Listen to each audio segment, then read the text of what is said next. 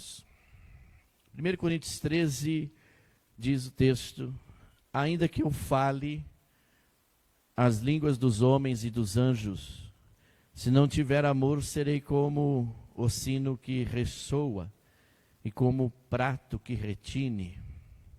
Ainda que eu tenha o dom de profecia, grife essa palavra aí, dom de profecia, e saiba todos os mistérios e todo o conhecimento, e tenha uma fé capaz de mover montanhas, se não tiver amor, nada serei. Ainda que eu dê aos pobres tudo o que possuo e entregue o meu corpo para ser queimado, se não tiver amor, nada disso me valerá.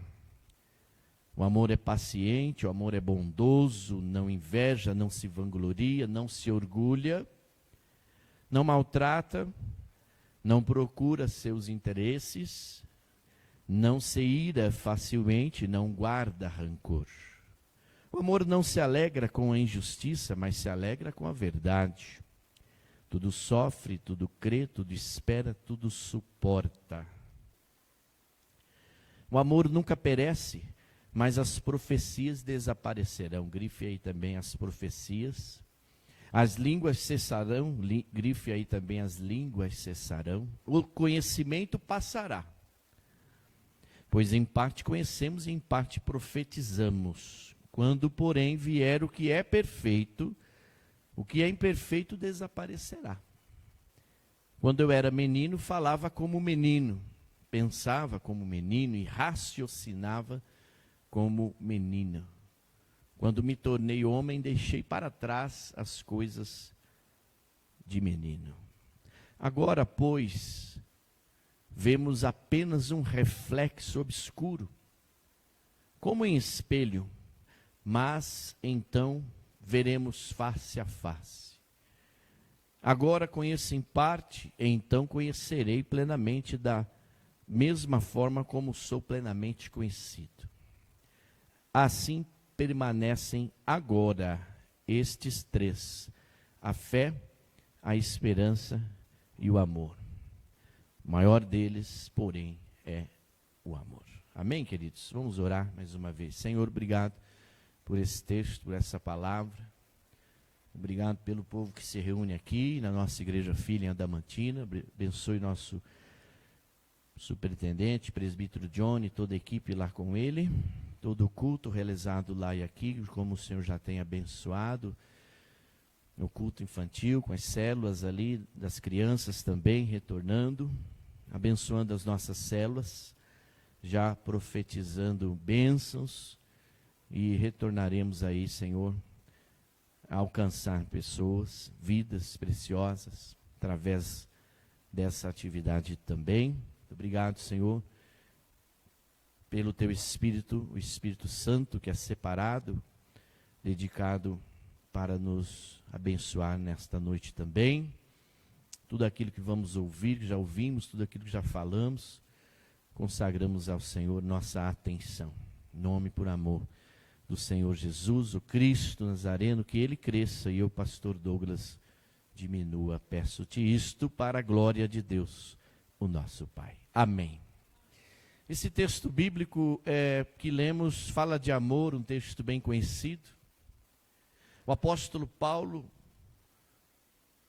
cuja autoria desta carta fora atribuída,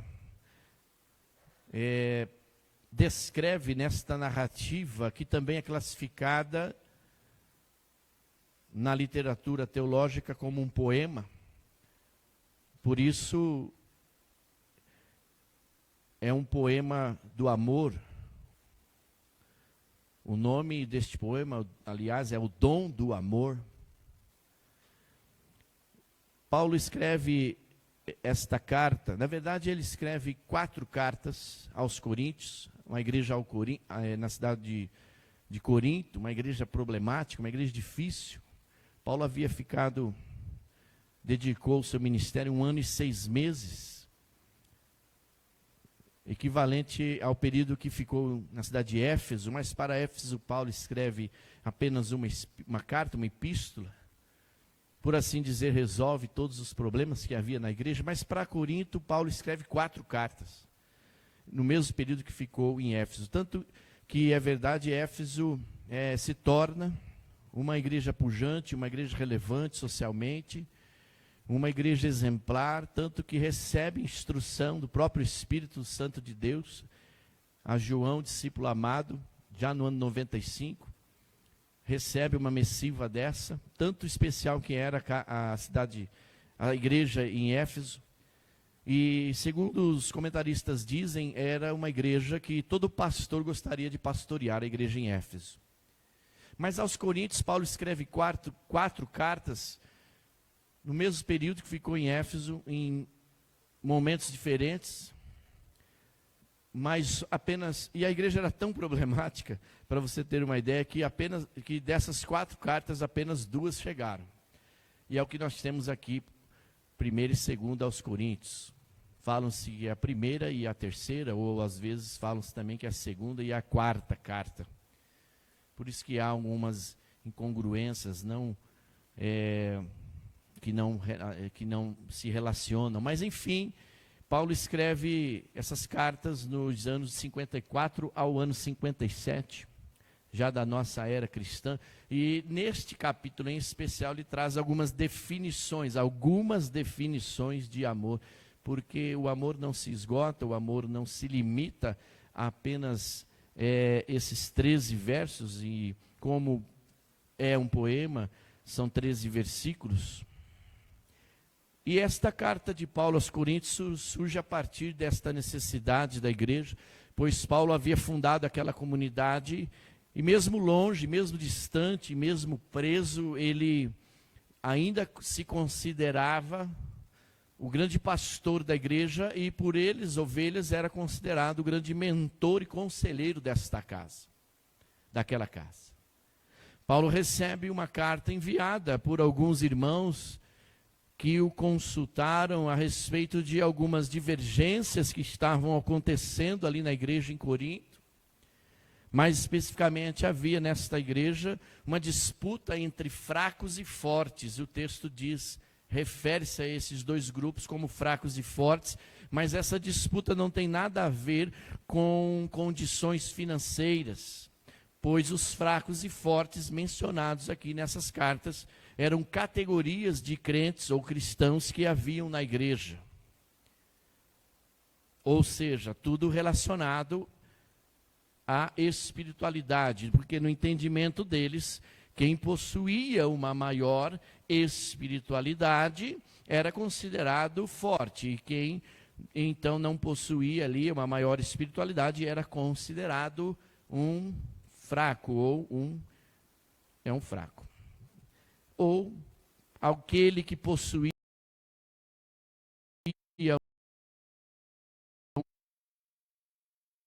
um dom ao qual julgasse superior ao outro era tido forte. Era uma nomenclatura instituída por eles. E ainda esta questão está ligada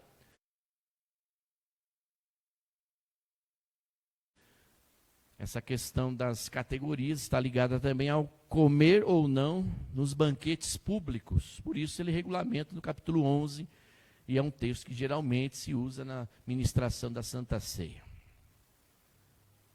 Nós queremos lembrar ainda que esse texto possui um contexto maior, uma história maior. Estou apenas resumindo aqui para entrar na aplicação aqui, na hermenêutica desta palavra, mas não deixando de lado a situação específica pela qual Paulo escreve esta carta e insere-a no capítulo 13, exatamente entre o 12 e o 14, onde há um conflito, uma divergência, uma situação específica que ele quer tratar.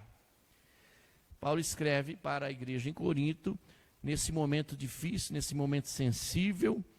A igreja estava prestes a sofrer uma divisão, e por isso o capítulo 13 é o capítulo que apazigua os ânimos, que traz de volta a essência da unidade da igreja através da prática sublime do amor.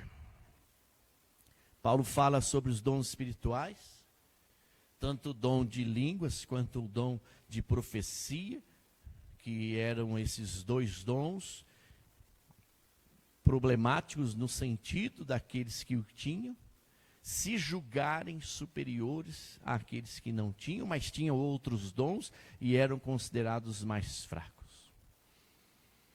Lembremos-nos ainda que este é um momento difícil, mas quando olharmos aqui para esse texto, não podemos deixar de lado essa possível dissolução ou divisão da igreja, como eu mencionei, repito, que eles estavam vivendo naquele momento.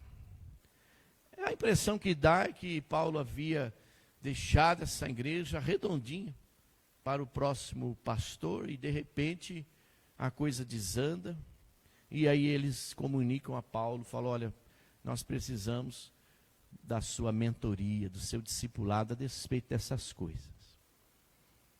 E isso porque nós sabemos todos que uma casa dividida entre si não prospera.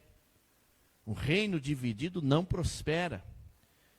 Isso porque nós sabemos que é preciso haver acordo e tolerância em amor entre as pessoas nos seus relacionamentos.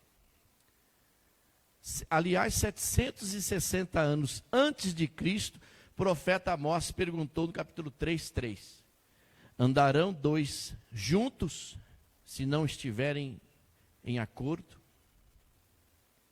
Duas pessoas andarão juntas se não estiverem de acordo? Então, desta forma, eu quero destacar 3 ensinamentos ou aprendizados que nós entendemos ser importantes para as nossas vidas. O primeiro deles está aí na tela. O amor prevalece, que é o tema desta palavra, mencionada aí no verso 7 e 8. O amor prevalece e nos torna um em um só corpo. Lembrei de Jesus quando estava prestes a partir para a cruz. O texto bíblico diz que Jesus teve a intrépida decisão de ir para a cruz. E ele reuniu os discípulos na sua oração sacerdotal, em João capítulo 17, e ele tomou o cuidado ministerial, espiritual, de orar ao Pai. E referindo-se aos discípulos, Jesus teve essa sensibilidade de dizer para Deus, dizer para o Pai, assim como nós somos um, eu e o Senhor, Pai, somos um, faça dos discípulos um também contigo, assim como tu és comigo.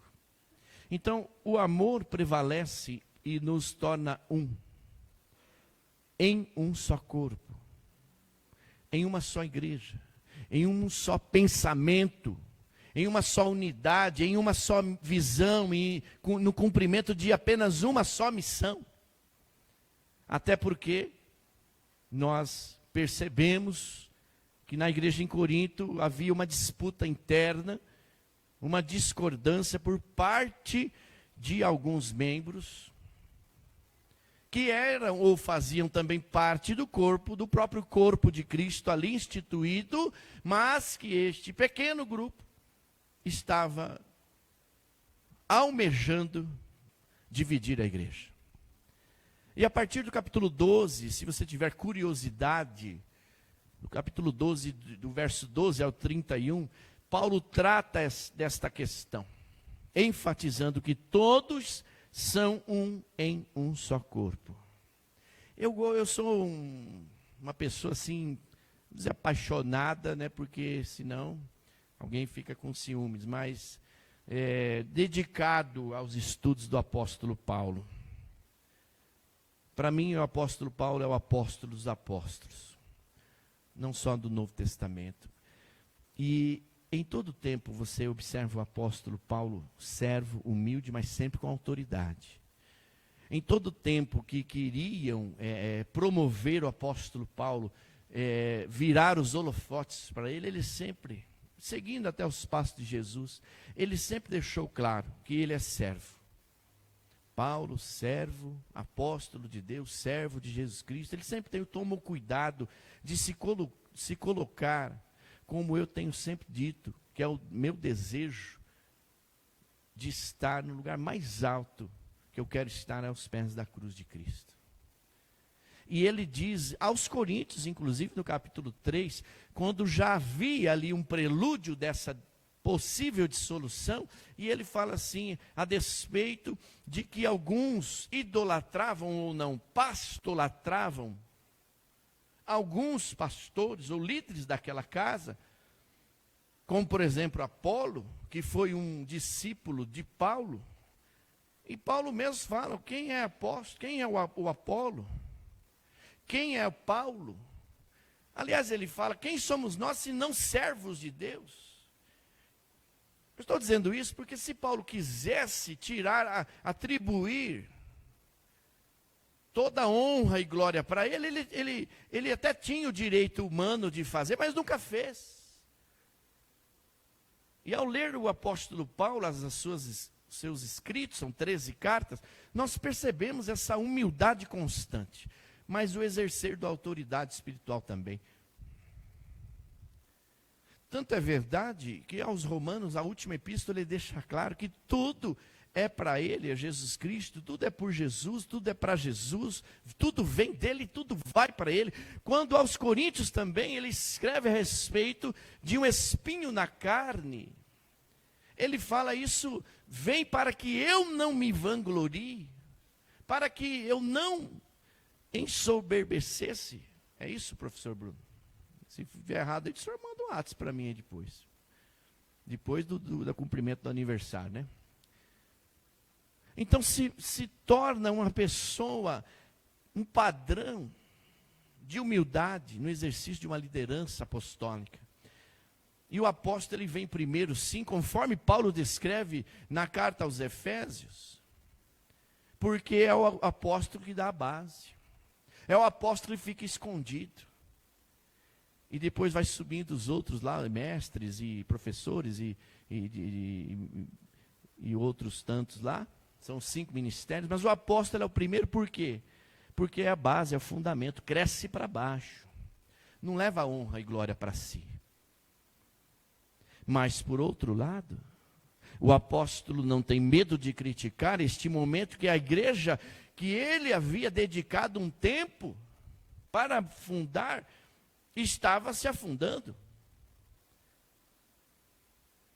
Ele vai direto ao ponto central do problema. Ou seja, nessa questão do falar em línguas e das profecias, conforme você grifou aí na sua Bíblia, durante a leitura do texto. Essa questão da divisão, da dissensão, claro que não é o nosso problema aqui, graças a Deus, mas só para você ter uma ideia que essa coisa da dissensão, ela é me parece um problema um tanto quanto esquisito. E tanto é verdade que o próprio apóstolo Paulo faz essa pergunta àquela comunidade. Será que pode alguém falando pelo Espírito Santo? Porque se é o dom de falar em línguas, ele vem o dom pelo Espírito Santo. Se é o dom de profecia, o dom de profetizar vem pelo Espírito Santo. Se é o dom de administrar, de cuidar, de ensinar, enfim, tantos dons. Alguém disse que há 499 dons distribuídos pelo Espírito Santo, e há quem diga que é por dia. Depois você procura lá a questão se é verídica ou não. Mas o fato é, se é um dom que vem pelo Espírito Santo, Paulo pergunta como pode isso provocar divisões ou dividir a casa de Deus? E aí nós temos que concordar com o pastor Silas Oliveira, foi diretor do nosso seminário, meu professor e amigo pessoal, o meu orientador da monografia, e ele disse uma frase que eu nunca esqueci. Pouco mais de 20 anos de ministério, essa frase sempre eu lembro. Ele disse assim, Cida, eu nunca vi o Espírito Santo dividir a igreja. E é verdade, se você leu Atos dos Apóstolos, que no meu entendimento poderia ser chamado Atos do Espírito Santo na vida dos apóstolos, a partir dos apóstolos, atos do Espírito Santo, você vai ver que são atos de unidade. Nunca de divisão, nunca de dissensão, nunca de concorrência, nunca de um querer ser melhor que o outro, querendo pisar no outro. Não, por quê? A essência é essa, o amor prevalece, versos 7 e 8. E esse amor que prevalece nos torna um. Nós somos um em Cristo Jesus. Deus nos vê como um. Amém, irmãos? E essa unidade é uma só no corpo de Cristo, que é a igreja dele, que a igreja dele somos nós. Amém ou não? Segundo, vamos ler juntos, para você despertar desse sono aí. O amor prevalece e gera relacionamentos saudáveis e duradouros. Vamos ler de novo, Jaque, porque senão os visitantes vão pensar que esse povo aqui é daquela igreja lá de Laodiceia, né, Renato? Que Jesus está a ponto a vomitar, porque não é crente, não é crente, não é quente e nem frio. Obrigado. Ainda bem que tem esses meninos que ajudam a gente. Vamos ler de novo. O amor prevalece e gera relacionamentos saudáveis e duradouros. Talvez só por aqui alguém já podia dizer, pode parar que já está bom, já entendi tudo. O amor é algo muito enfatizado na Bíblia. Se você não suporta o amor, não leia a Bíblia. Pode anotar aí, está gravado. Porque a Bíblia é o relato da história de amor de Deus pelo seu povo. Desde o início da história bíblica, vemos um relacionamento de amor. É um relacionamento filial. De um pai que ama verdadeiramente seus filhos. E Deus é pai e Deus é mãe. Deus criou o ser humano em amor, por amor. Colocou nele o seu Espírito, com E maiúsculo, o Espírito Santo, mas Deus não apenas criou. Por isso ele não é só o Criador, e muito menos o arquiteto do universo, como alguém diz aí fora. Deus é Deus. Deus é amor. A essência de Deus é amar, é amor. Deus, eu tenho a ousadia de dizer que a matéria-prima, Deus é feito, construído de amor. Ele é amor. Ele não apenas só criou a nós, Ele também sustentou-nos em todos os momentos. E ainda continua sustentando-nos.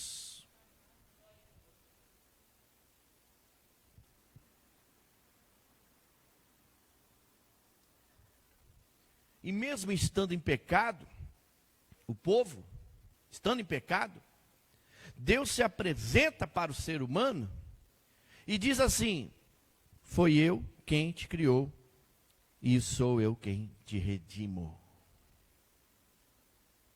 É tão interessante, o Espírito Santo vai soprando aqui, como a missionária Marta há pouco também disse, que quando o homem pecou, e depois ele disse que foi culpa da mulher, né? Essa mulher aí que o Senhor me fez, que me iludiu e tal, quer dizer, e daí acontece essa transferência de culpa, ninguém assume a responsabilidade pelo que fez, e todos pagam pela consequência dos seus pecados. Anote aí também essa frase. Deus já sabia que eles tinham pecado. Não é o pecado da desobediência, é o pecado da falta de fé em Deus, de crer em Deus. A desobediência foi consequência da falta de fé, porque quando ali, através da interpretação diabólica do diálogo ali com Eva, ela desafia o Adão a questão do ato de fé. Será mesmo que esse Deus vai fazer isso? Será que... E faltou-lhe fé. Por isso que Paulo vai dizer aos romanos, na sua última epístola, ele vai dizer, o justo viverá por fé.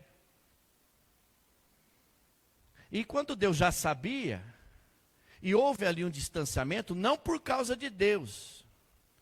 E Deus tinha uma relação tão íntima com o seu povo, com as suas criaturas, porque até então não tinham se tornado filhos e filhas de Deus, isso só aconteceu com Jesus. E aí Deus descia ali no jardim, ao final do dia, para conversar com aquele casal, para trocar uma ideia, bater um papo. E aí quando Deus vai falar com Adão, ele fala assim: Adão, onde estás? Porque Adão havia se escondido. Lembra dessa história? Quantos lembram? Amém? Quem não ergueu a mão não está lendo a Bíblia, hein, irmão? O Marcelo lê a Bíblia, todo dia ele manda versículo lá. Só não pode fazer isso dirigindo o caminhão lá, né, Marcelo? Senão você é perigoso. E sabe o que acontece? Ele fala assim: aonde estás? E o que ele fala? Não foi eu que fiz. Não põe a culpa em mim.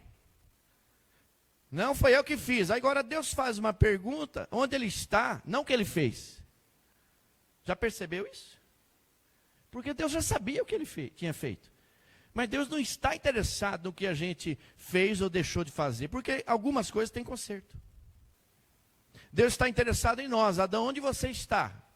Por conta do que você fez, eu ia dizer burrice, mas por conta dessa coisa desvirtuada, que vou falar um pouco mais bonito, né?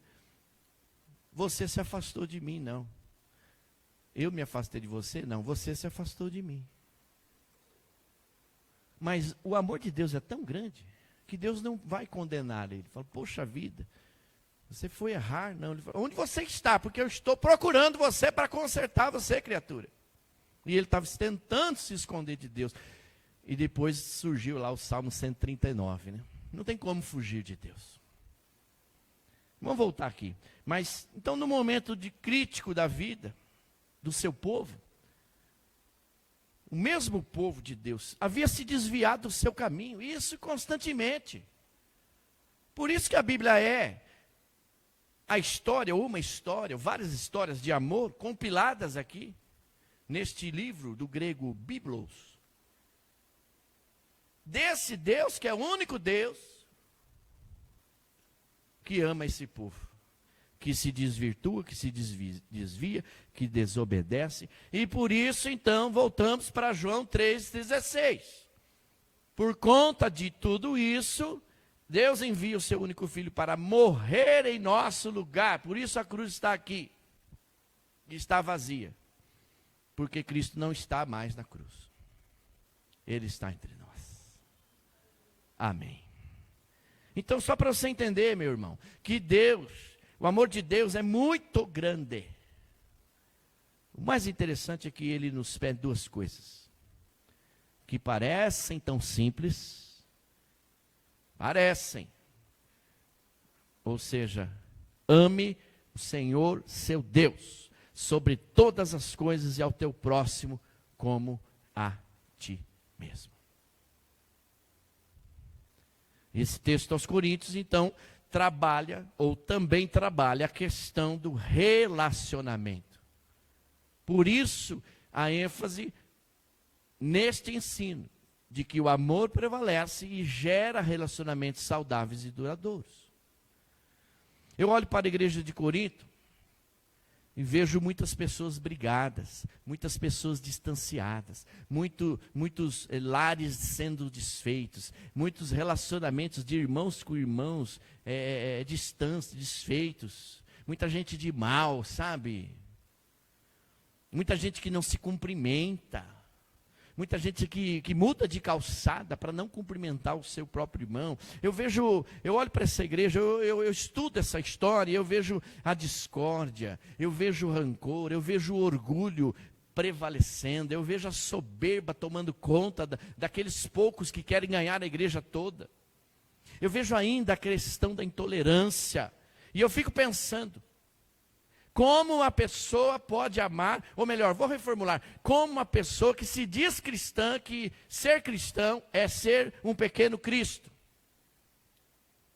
Está lá em Atos, depois você confere. Então eu fico pensando como uma pessoa, como um cristão, como uma pessoa cristã, como um pequeno Cristo pode amar e ser ao mesmo tempo intolerante. Ser ao mesmo tempo, dizendo, quando Paulo fala aqui nos versículos, Renato, ele fala, o amor tudo suporta, acho que é o verso 8 final. E a pessoa fala, isso eu não tolero, isso eu não suporto. Eu pastoreei igrejas em uma delas as pessoas não se perdoavam. E elas diziam, isso eu não tolero, isso eu não suporto. E sendo que do grego este verbo é tudo, suporta, é dar suporte. É aguentar, se preciso for carregar o outro nas costas. Mas eu não suporto. Mas eu amo. E ama a Deus também. Mas não ama o seu próprio irmão. Ama a Deus que não vê, não é? Sabe que existe. E João vai falar isso na sua primeira epístola.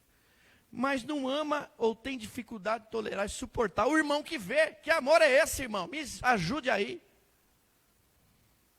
Eu tenho dificuldade, eu confesso para vocês que eu tenho essa dificuldade, pois quem se tornou cristão tem o Espírito Santo. E preste atenção, Gálatas 5, e a mansidão, é verso 23, a mansidão, a longanimidade, o domínio próprio, estão descritos como fruto do Espírito Santo.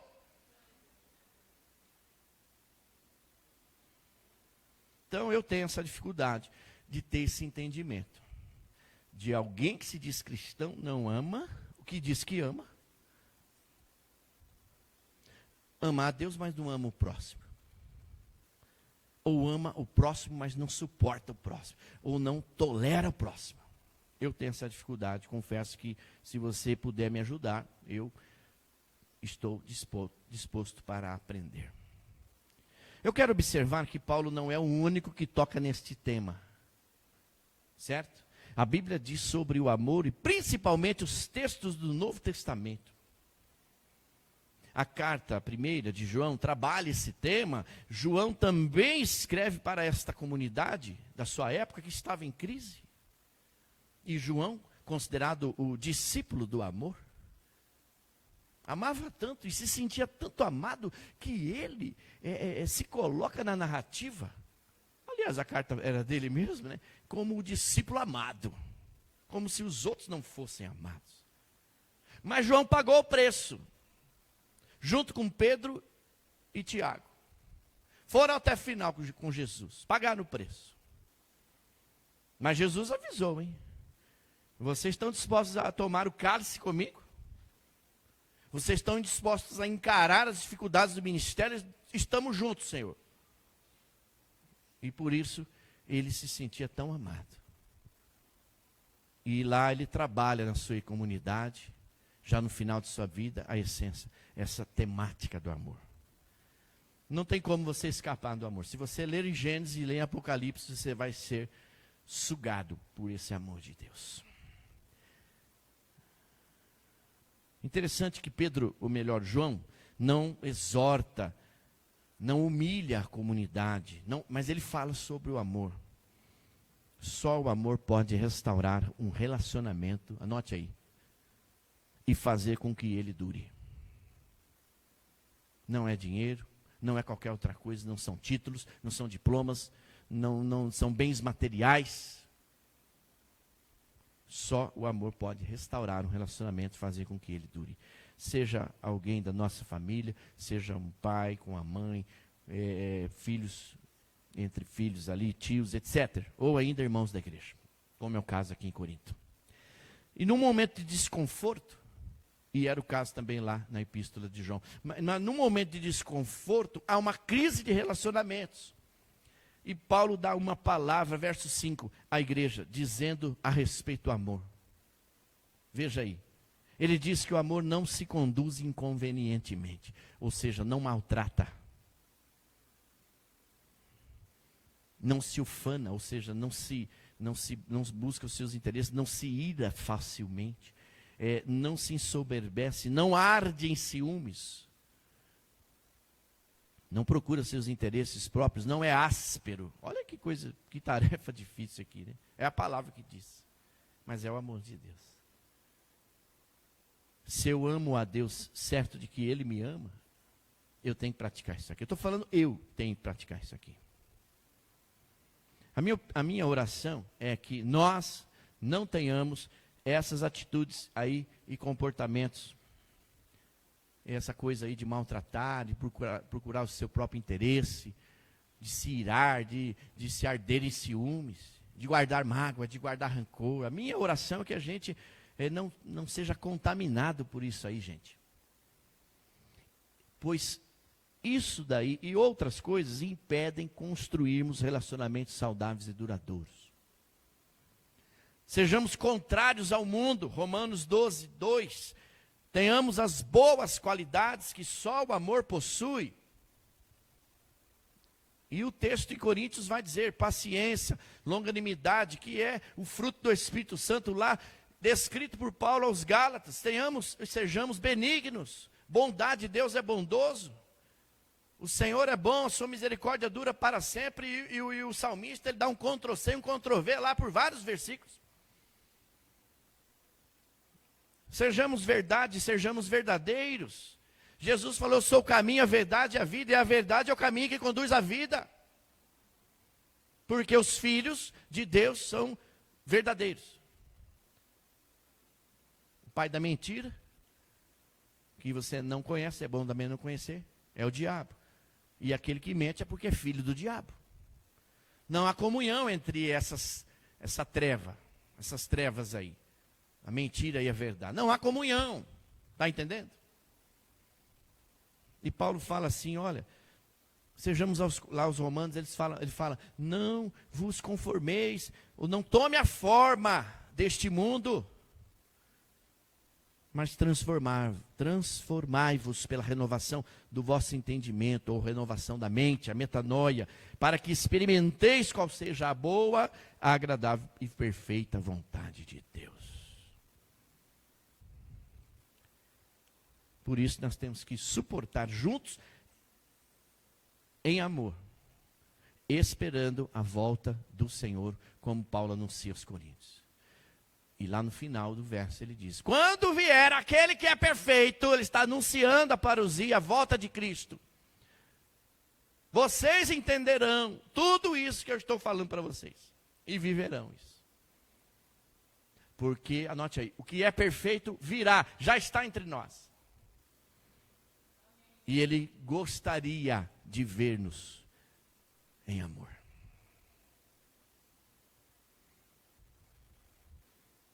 Gostaria de encontrar uma igreja, porque ele vem buscar a igreja. Quem somos a igreja? Já dei a resposta. Quem é a igreja? Somos nós. Mas ele gostaria de poder encontrar essa igreja, desfrutando, desenvolvendo relacionamentos saudáveis e duradouros.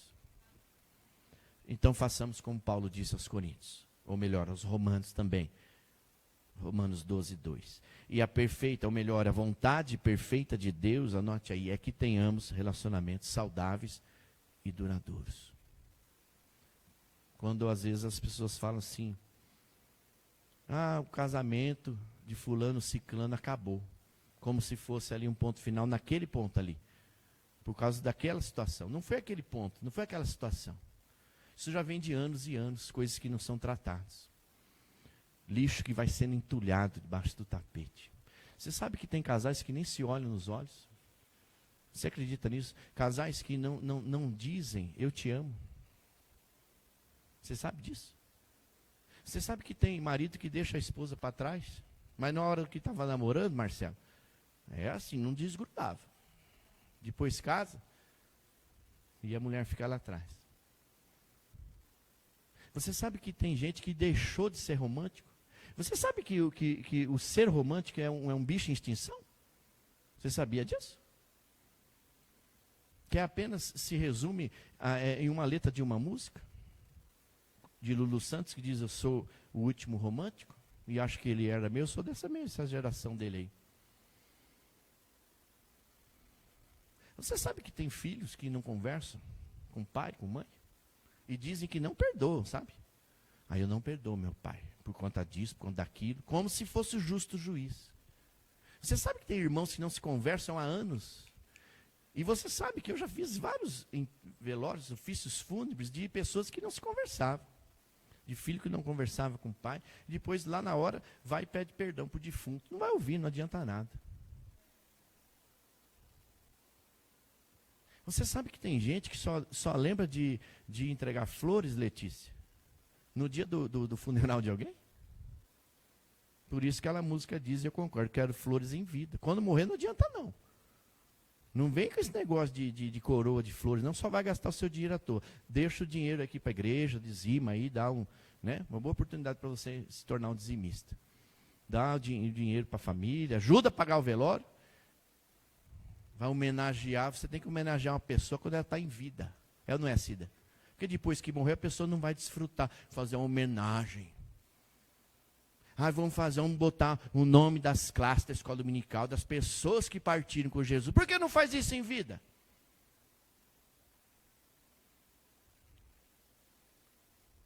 É classe fulano, ciclano, mas a pessoa não desfrutou disso. Que amor é esse? Amar é um verbo no presente. Nos aponta para o futuro, e quando lembramos do passado, é apenas uma referência para nos moldarmos, para não nos conformarmos com aquilo que fomos, mas aquilo que podemos ser. Aquilo que o Espírito Santo molda em nós. Deveríamos tentar ser o que Augusto Cury fala, uma versão melhor de nós mesmos. E mais uma vez eu cito o apóstolo João, já estou encerrando, que nos momentos difíceis que a igreja estava passando, disse para nos amarmos mutuamente e desta forma venceremos o maligno. Olha que coisa importante. Eu vou encerrar por aqui, Renato, e a terceira parte fica para uma outra oportunidade.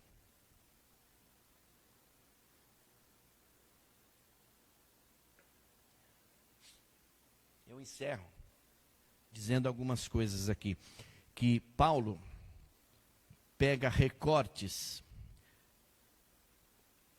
ou melhor, Paulo não, deleta aí, pegando recortes desta carta bíblica de 1 Coríntios 13 e do poema de Luís de Camões, Soneto, o poeta, compositor Renato Russo escreveu na letra da sua música Monte Castelo o seguinte: é só o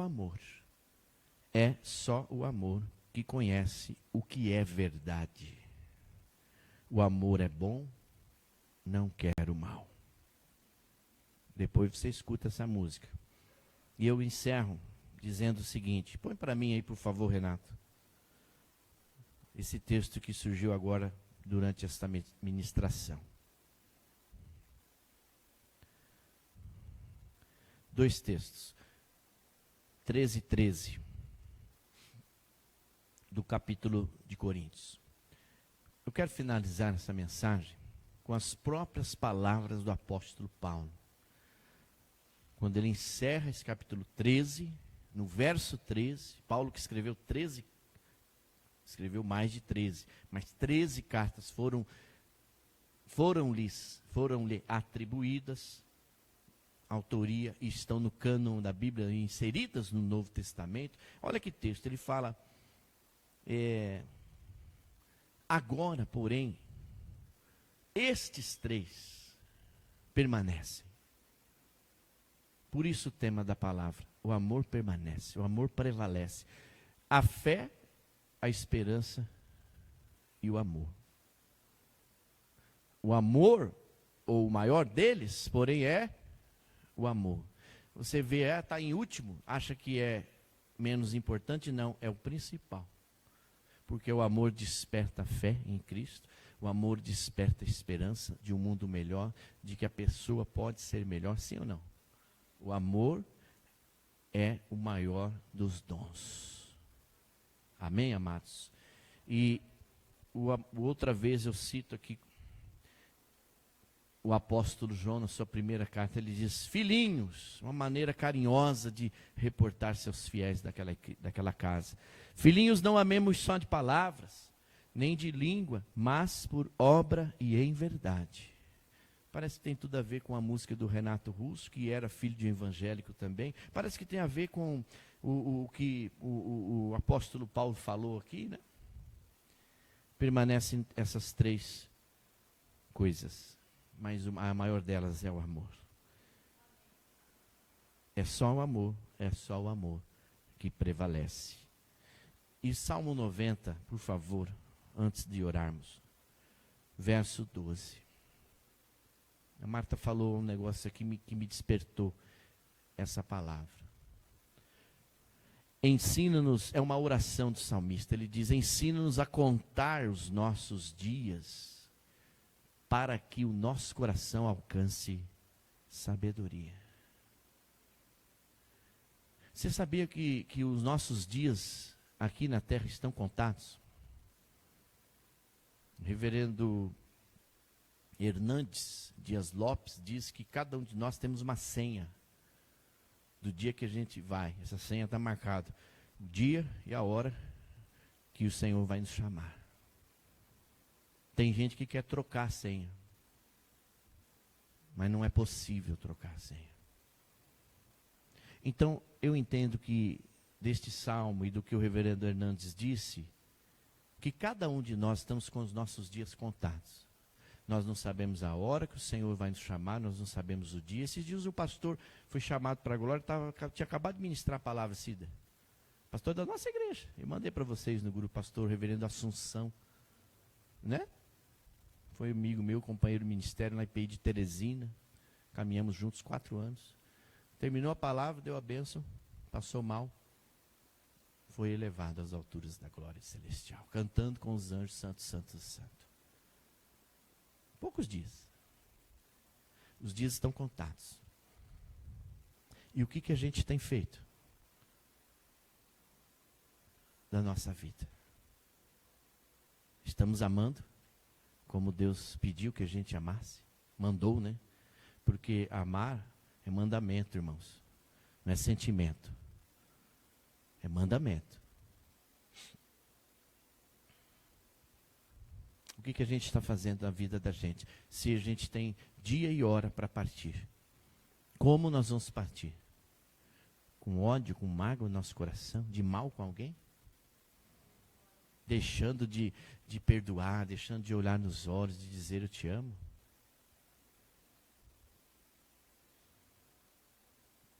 É para a gente refletir essa palavra. Para a gente, eu me incluo só a partir de mim essa palavra. Se você não gostou dessa palavra, você veio ao lugar certo. Porque é de Deus. E nós vamos continuar falando em alguns domingos e alguns dias. Assim Deus aprove, através do Espírito Santo. Porque pode passar tudo na vida, mas o amor prevalece. Você pode passar o que você tiver que passar na sua vida. Só o amor prevalece. Você pode construir o que você quiser. Construir diplomas, construir formações, é até bom que faça. Construa casa, é bom que faça. Construa filhos melhores.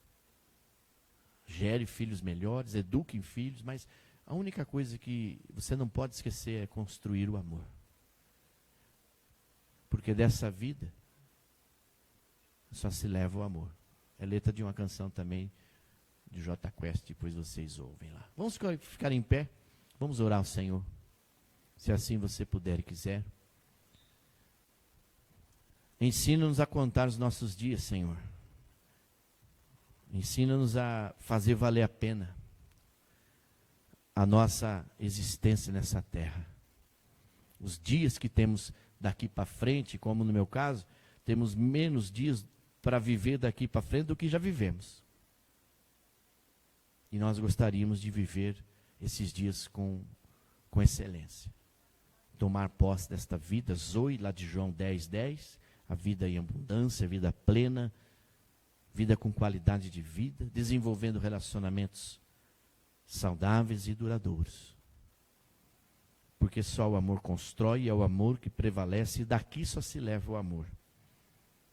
Não se leva bens materiais, pelo contrário, se deixa legado, ou legados, no caso de alguns. Por isso, a oração do salmista é a nossa oração. A palavra do apóstolo é a nossa palavra. Que os nossos dias sejam dias sábios, com sabedoria, como o sábio Rei Salomão assim descreveu no texto de Provérbios. Possamos buscar a sabedoria, alcançá-la, mas sempre em amor. O amor que perdoa, o amor que tolera, o amor que suporta, o amor que é paciente, o amor que não se arde em ciúmes, o amor que tudo sofre, tudo crê.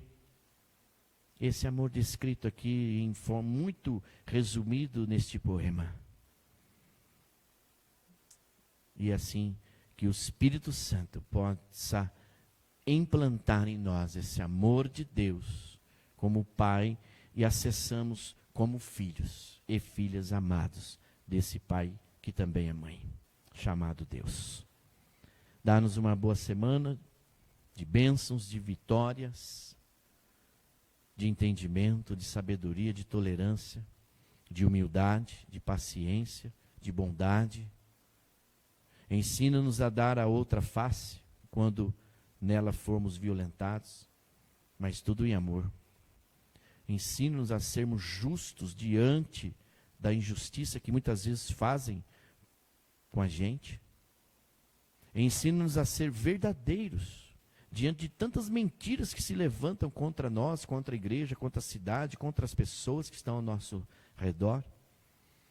Ensina-nos a suportar e a ser suporte nessas vidas. Ensina-nos a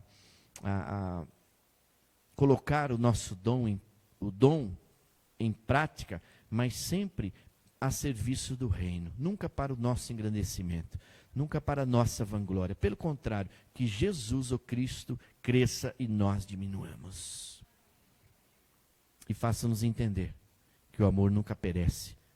A Bíblia diz, em Mateus 24, nós cremos, Senhor, chegará esse tempo e já é hoje, que o amor de muitos esfriará, que nós não estejamos dentro desse muitos, possamos resgatar a essência do amor, possamos ser uma igreja que ama e cuida, que possamos ser uma igreja que faça o que Jesus fez, amou e cuidou, porque quem cuida sempre tem. E sobretudo, quando vier o que é perfeito, o que é o Senhor, encontramos-nos aqui, Senhor, servindo ao Senhor e uns aos outros, em amor, a nossa motivação, o nosso combustível para a nossa vida. E quando o Senhor nos chamar, que possamos levar esse amor ao Senhor e deixar esse amor espalhado nas vidas que cuidamos aqui na terra. Assim nós oramos. E desde já, Senhor, te agradecemos como os teus servos e filhos e filhas. Em nome por amor de Jesus, o Cristo. Amém, irmãos? Vamos na paz do Senhor. Que a graça, a superabundante graça de Cristo Jesus, o Senhor da igreja, o grande amor de Deus, o nosso Pai, o consolo, a força, a presença, sabedoria, companhia do Espírito Santo, sejam derramados sobre nós e vós, povo de Deus, e sobre todo o povo de Deus espalhado sobre